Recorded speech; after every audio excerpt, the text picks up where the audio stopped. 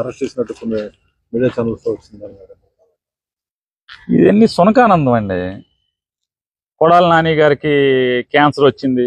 కొడాలి నాని గారు వాళ్ళ అమ్మగారు నా మధ్య ఎప్పుడు 2 ఏళ్ల క్రితం ఆవిడకి క్యాన్సర్ వస్తే ఆ వైద్యం ఆవిడ క్యాన్సర్ని జయించి ఆవిడ చెకప్ కోసం కొడాలి నాని గారు ఎంపటి పెట్టుకెళ్తే కొడాలి నాని క్యాన్సర్ వచ్చిందని చెప్పిన సునకానందం పొందటం వార్తలేసి.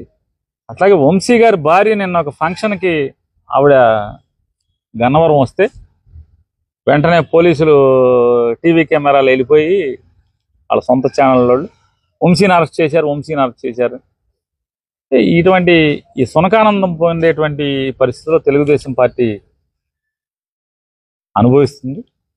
ఈ సునకానందం ఎన్నాళ్ళు అనుభవిస్తారో అనుభవించండి.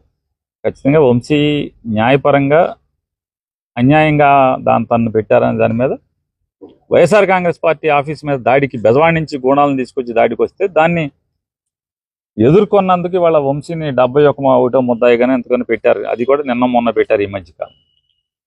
ఏదన్నా పెట్టుకోనండి, అతను న్యాయపరంగా రిలీఫ్ తెచ్చుకుంటానికి ప్రయత్నం చేస్తున్నాడు.